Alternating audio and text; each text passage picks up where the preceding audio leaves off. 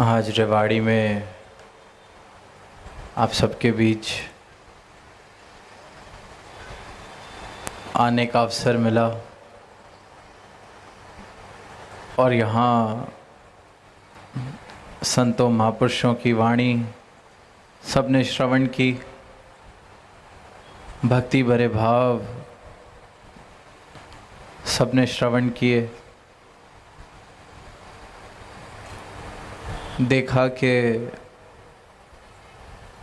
ये जो भाव साझे किए जा रहे हैं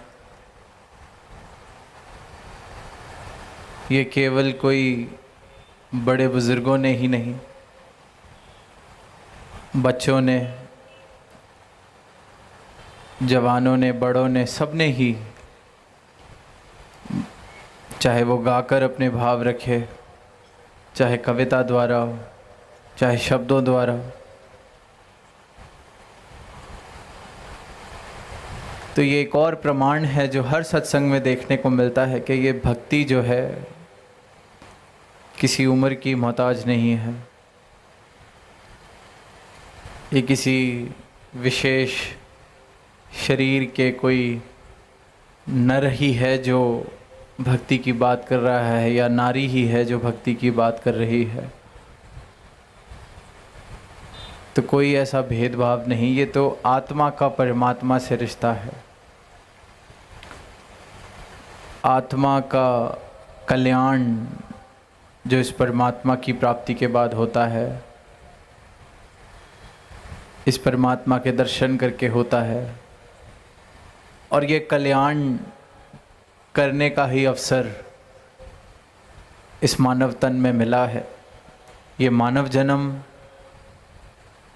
ऐसा अनमोल अवसर है जिसमें हर मानव इस परमात्मा की प्राप्ति करके, इस परमात्मा के दर्शन करके, तत्व रूप से दर्शन करके अपनी आत्मा का कल्याण कर सकता है। अपनी आत्मा को अपने परमपिता इस विशाल असीम रूप से मिलवा सकता है।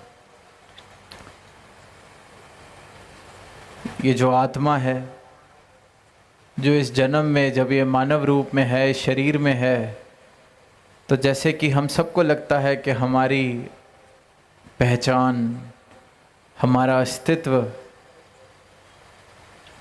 ये शरीर है, ये नाम है जो मुझे मेरे माँ बाप से मिला, ये रंग रूप है, ये जो मेरी उपलब्धियां हैं ये मेरी पहचान है, मेरी जात मेरी पहचान है, मेरा कुल मेरी पहचान है, मेरा रंग, मेरी नस्ल, मेरी संस्कृति मेरी पहचान है। इसी प्रकार यह आत्मा को लगता है कि ये शरीर ही है। और कैसे के निरंतर हम पढ़ते हैं, सुनते हैं कि मानव जन्म तो कितने लाखों योनियों बाद, 84 लाख योनियों के बाद ये मानव जन्म मिला है। तेरे पढ़ाई का कितना भी टफ से टफ क्वेश्चन, तो इस आत्मा ने शरीर बदलते बदलते अपनी पहचान इस शरीर के साथ कर ली है।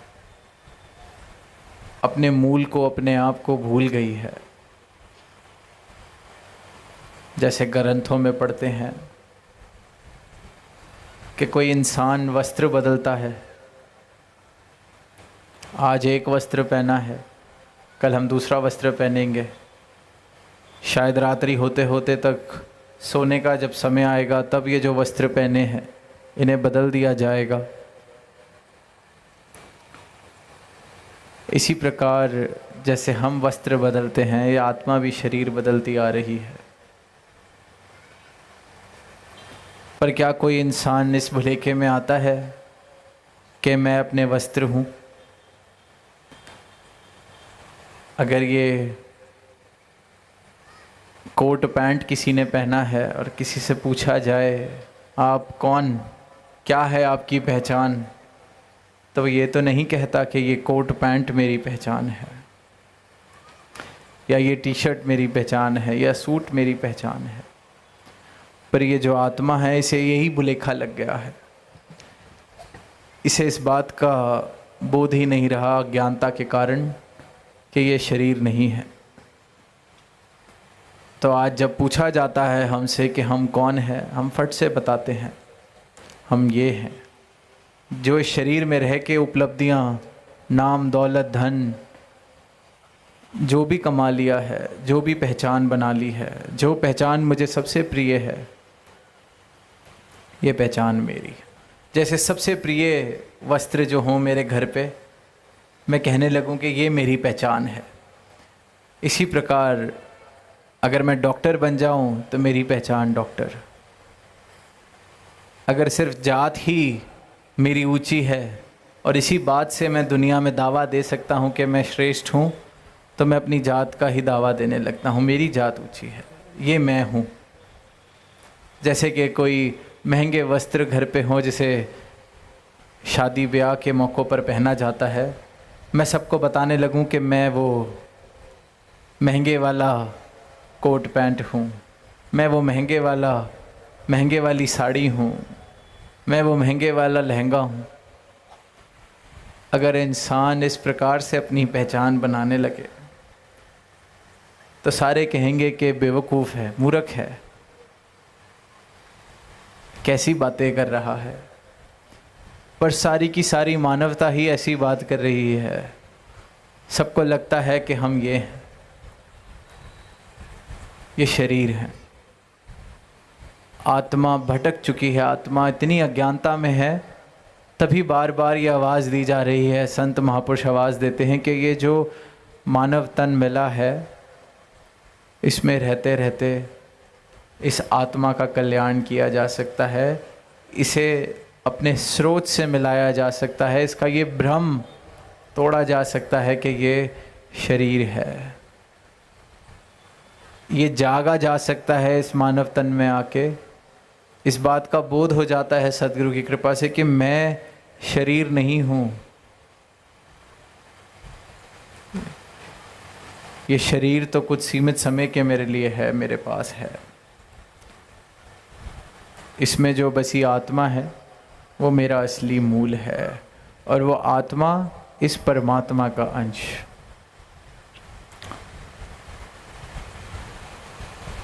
तो इस बोध की प्राप्ति